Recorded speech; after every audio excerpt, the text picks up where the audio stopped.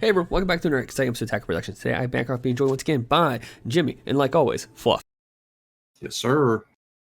What's up, people? And today's matchup is me versus Fluff as we continue our adventure in the Rising Phoenix Odyssey tournament. And as you can see, it's me and Fluff paired up, and this is a little bit different and I want to say unique. We decided not to go with anything kind of current when it comes to leaders and decks, and just have some fun with this one. So I decided to bring back Pilaf, while Fluff brought back was SS3 Goku. Yes, the SS3 read. And this match was a little bit more back and forth than I expected. So like always, there's buttons on below, feel free to click them, but let's get into it. So Fluff put his leader down, and I was literally like, you son of a bitch.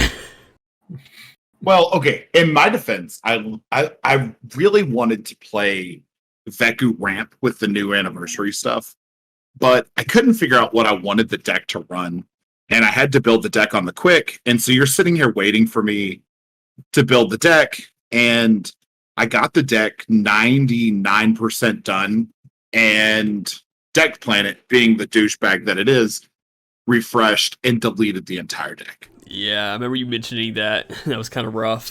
So then it was just like, okay, Bankoff's been waiting for like an hour and a half for me to build this deck. I'm just going to real quick throw SS3 Bojack together. So that was kind of the plan. It was SS3 utilizing the Bojack components. So I don't think this is meta, and the reason that I don't think that this is a meta choice is because of how low resource the hands are moving forward. So many decks can just out advantage. And honestly, with the peel-off engine, me being kind of familiar with how you've played it before, if I don't have a sensu bean or a way to protect myself before I get awakened, you just destroy me. So there's a huge risk involved here, especially, and I don't want to tap out, even though I don't know what the state of my hand is right now. Because I mean, I remember, but I couldn't remember if I particularly had anything big to go off of. You mentioned the idea of make sure you have a sense of being, and that was like, to me, the only solution I could do. I'm like, okay, I have to hit him hard and I have to hit him fast. The problem is that I can't really go off until turn 3. That's when the 2-drop peel off shoe or my can actually go off, like, and play the other cards for free. Yep. Go on, Jimmy. No, go on. I was going to say, like, mentioning the sensu being against a deck that primarily plays 15k bodies. In some instances, that's just as good as dropping like the baby Gohan, where your opponent's going to have to burn a card every single attack just to be able to deal damage to you. So one single card against Pilaf can shut down an entire turn, where in other decks it would just be a minor annoyance. Yeah. And that's really my only hope, is to have sensu beans for the turns that he's trying to pressure hard. If you kind of notice, my hand isn't really getting larger, and the best that I can do is play stuff like this Beto, and I think I drop a Kai super combo this turn or next turn to get a draw. And really, those are my only effective ways. And I think moving forward in this deck, I would probably choose to main a couple of the draw apes just to get additional early game advantage in hand. I believe that's one of the big distinctions between the SS3 reboot and the Soul Striker reboot, is that SS3 gets its energy at the end of the turn, and of course it's 3 energy, and having 3 energy in blue for defense is damn near a wall that most decks cannot get over. But Soul Striker has the option to utilize its energy on its turn, as well as just saving it for a defensive play, which is the big distinction between the two decks. And I feel like the Bojack package kind of has a really nice home within SS3, just due to you wanting to activate those skills on your opponent's turn. Yeah, I mean, restanding 3 energy basically makes a Bojack live in your energy. And not just the 4-drop, but it also makes the big 8-drop live. Because with a Galactic Buster, as long as the Bojack is the card that's tapped, you're going to have the 4 energy to play it out. Looking at Bancroft's field here, he basically gets to play. I think he played the Shoe that gives him the Mai and then the Garlic Jr. or the Pilaf. And then that basically creates a wide ass field for him. And the fact that I could do that for free with that Unison was even nicer. Yeah. And then noticing you just put the Gohank Secret Rare in your hand, if I remember correctly. Correct. Yeah, off the 1-drop Garlic. 1-drop Pilaf. Yeah, that is ridiculous value. That is so good. Like, I don't know if people are remembering that Pilaf has that. And of course, like, Pilaf does have its weak points. It's not a broken archetype. It's very restrictive. They all have unique on them. So this is about as wide as your field is going to get.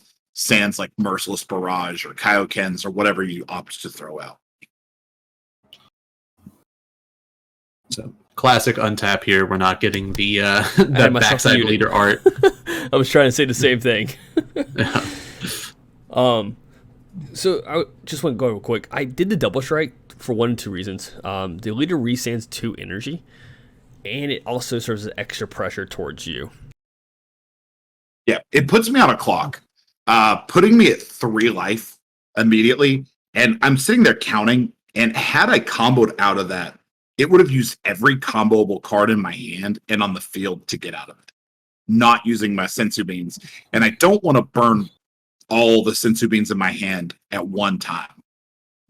Just basically, if I use all my Sensu Beans, you pass, and then I have no defense for following turns. So I really want to try to get you to end with the use on 1 Sensu Bean.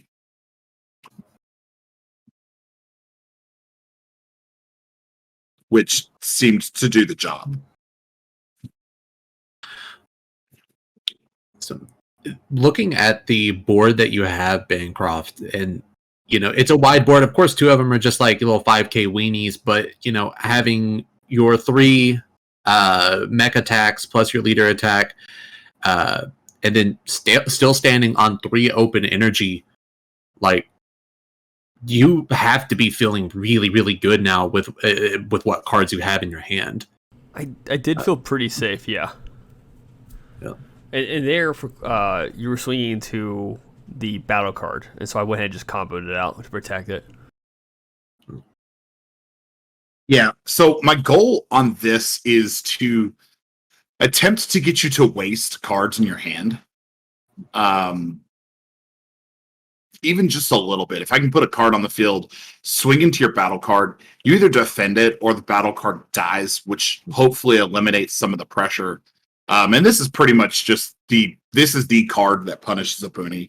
Because it's a neg and not a KO, Abuni doesn't get to save himself off of the exploiting weakness, which is really good. And also just shows that Abuni is not this unstoppable tank that a lot of people perceive him to be. And I'm not sure if that was something that crossed your mind going into that turn, because in the past, like playing Pilaf, it's kind of like just spam the board, pay the energy, do this, do that. But now the fact that I could do that with the Unison for free, going into your turn with 3 open energy, were you expecting it by any means? It's kind of telegraphed in red. 3 open energy, red deck. You kind of have to expect that exploiting weakness is going to be there. But I didn't really have anything else in my hand to do specifically, and I knew I was going to restand 3 energy, so I might as well try. At the absolute worst, I lose the Abuni, but then I've played through the exploiting weakness. I'm not totally afraid of dying this next turn. I'm feeling like I can defend myself half well. I'm still on 3 life. I don't know of any triple strikes that you run, so I'm not particularly worried about losing my entire life due to 1 card. So I will say that was a slight misplay on my part. I did the +1 in the Unison and hoped to draw another 2-drop card just to straight up play. And I just drew the 1-drop Garlic, and I'm like, all right, Pilaf, and I just put it right back. Looking back on it, I should have just did the swings, have your responses, pay the 4 for the Unison, use leader effect to pitch those 3 battle cards after I swing once with the Unison to swing 2 more times, and then still have it for blocking next turn. Yeah. Yeah, Gohunks has such a good synergy with this deck because he's inherently dual attack. And then the leader itself gives him another, gives him triple attack. So you can get the 1 attack, the restand, activate triple attack, get 2 more, and still be able to restand for your blocker. The downside with playing your Gohanks with this Sin card is that your Gohanks will come in with only 2 markers on it. And that's what I was saying. Looking at my hand now, I should have just straight up paid the 4. Yeah. But I wanted to hold off another turn as long as I possibly could before bringing it out. But I really should have just brought it out right then and there. Either forcing you to play a little bit differently or be a little bit more protective with the +1 effect. Yeah. I don't think it's this game. I think it's our second match. But you had Gohunks on the field, and I just would not give you a battle card swing to get your +1 off on. Like, I was specifically playing around and not letting you get that. And a lot of people struggle with how do you deal with Gohunks? What I was doing is I just put the Boo Unison out and was trying to utilize Boo to get a swing through on the Gohanks to double strike it out since you played it with the Shenron. As opposed to trying to deal with the Gohanks dual attack, double strike, big power that comes after it gets a series of pluses, while also de-incentivizing me. Here, I'm able to actually get a Booney out. And I think when I activate main on a Booney, I miss. I think it's one of your extra cards. It was my Unison. That we hit. It was the Unison. Okay. So I don't get the restand, but it's SS3. I'm not going to worry that much about it. Yeah, you get 3 naturally. But keep in mind, man, because I know you played the 4-drop Unison. Combining that Unison with a Booney and a leader could potentially resend 5 energy. It's just crazy. 5 energy a turn. Yeah. I mean, it basically gives me the ability to hard cast a Trunks if I need it, or a an ape. Grade 8 baby. Yeah. I mean, this deck, blue deck, specifically Soul Striker and SS3, I believe are like the king of the combo step right now. It's just really hard to kill them out unless you're doing what you've been doing, where you're going wide. You're not really giving me an opportunity to get in and try to clear out your field, because you're just, instead of swinging and comboing, you're just leaving your battle cards in active mode, which is really nice for letting yourself be defensive on your turn, because you can use them for combo to just play another set out the next turn if you needed to. And I don't get to clear as much of your board as maybe I would have liked to. So this turn, looking back on it, I feel like it was probably the best route to go. But at the same time, this may have been an ultimate misplay on my part. So I used the +1 on the Unison effect to free play the Yamcha. And the idea was, I went ahead and drew just a swing of leader because in case you hatchy-act me, I just want to get the draw out of the way. But I wanted to play the Yamcha for free. I have plenty of energy. If I need to pay for Gohanks, I can. Not a problem. I end up... Okay, there's a little bit misplay. We catch it real quick. I think for a moment you forgot how that super combo worked. Yeah, for some reason I was like, the Zeno will go into energy. I'm like, wait, I've got to use a card in my hand. You can see here, like, I'm thinking about like playing it right there. And I'm trying to figure out, like, okay, I've already did the +1, so let me go ahead and swing at this real quick, expecting the gate. And you're like, no negate. I'm like, oh, okay, pay 2. And from that point on, it just messed my gameplay up. Yeah, 30k double strike. I felt like he'll either waste cards or he'll take the 2 damage. And in the long run, I don't think that was the best play. I should have just left it, swing with the other 2, and then turn around and pay for Gohanks. -4, swing, or just straight up give it triple attack right away. So it'd be triple strike, triple attack, and just swing, which is 40k. Yeah. That probably would have been the best choice, and I probably should have just done that instead. Yeah. But you place a negate in your energy, and I'm thinking he has to have a hatch. Like, there's no way you just put it in didn't. Negate, and you put another one there. I didn't, but the other cards in my hand were so valuable by comparison.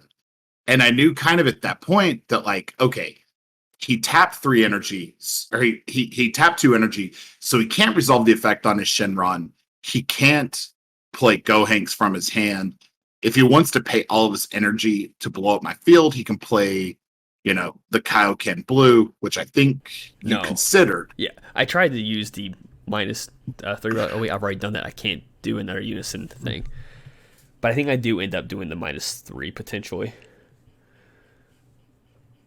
Maybe not. We'll see how this turn continues. I still got 2 more attacks coming at you. You do have, since being on your leader, would make things a little bit more difficult, and that's where I'm kind of trying to think my plays out a little bit. Like, what's the best solution here? Yeah, I more or less knew that if I kept those negates, the negates don't do a lot for me except help me die quicker. That's really the only way that they create any kind of advantage for me. And if I want to die quicker, I'm just going to let you get an attack through. Like, I can even take a double strike at this point. Then I threaten you going all in on a single strike. So I don't want to overcommit to combos. And that's why I opted to get rid of the Dimension Magic. It sounds kind of backwards, but my hand size is kind of low. So they were not combo cards that I could use to adequately defend myself. Plus, I'm sitting on a ton of open energy. And I'm just waiting for you to try to commit to the field so I can punish. And truth be told, I was really just doing the super combos on the push, on the swings as push, looking for a topo. Yeah. So that way I would just go in next turn. But then I get, testing opposition.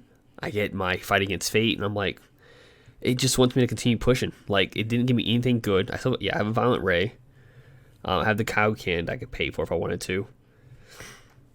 But I didn't see what I wanted to see. And here you go, comboing off the world. Not comboing off the world, but using another Galactic Buster to play the Bojack, which will get rid of one of my battle cards. Yeah. Galactic Buster is obscene. I think the card, I don't want to say that the card is unbalanced, but the card generates a ton of advantage. And here I'm able to use it to draw a card. So Galactic Buster draws me a card. Bojack draws me a card. And Bojack bottom decks one of the cards.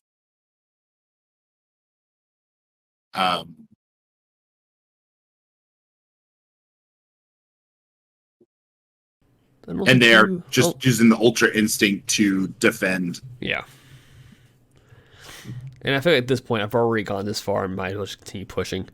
I still have testing opposition and a Violent Ray in my hand, but you're going to go into your next turn with at least 6 energy, if not 7, if I cannot finish you off this turn, which I have no more combo power. And this is me just trying to get those hits in and just hope the in your hand. SS3 can't charge past 7. Oh, that's right. Yeah, you can't. Yeah. Yeah.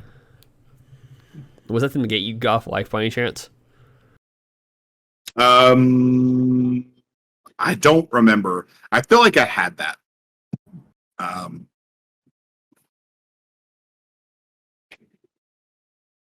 But yeah, so SS3 can't charge past 6, which I'll say is kind of one of the limiters to the deck, and rightfully so, right?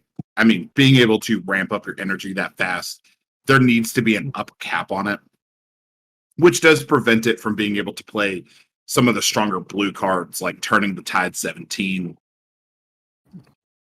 couple other cards, but it still has access to most of the really powerful cards in the format. And you see there, with that wide field, you only had 2 energy open, no topo.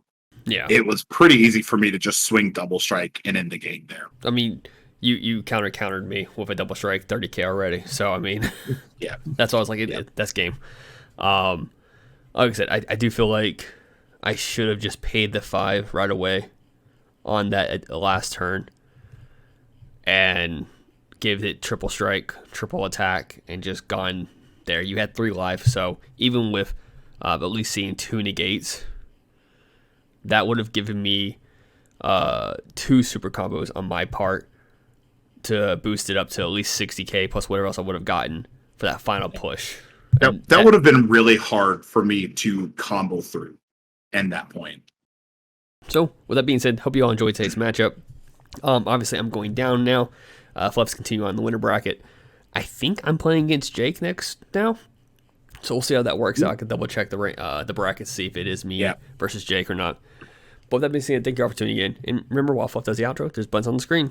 Hopefully you guys enjoyed. Let us know if there's any decks you'd like to see us fiddle around with. I know there's a couple of requests floating around out there that we're going to get into and we're going to dive into. But as always, read your cards, know your plays. Let us make the mistakes so that you don't have to. As always, Fluff out.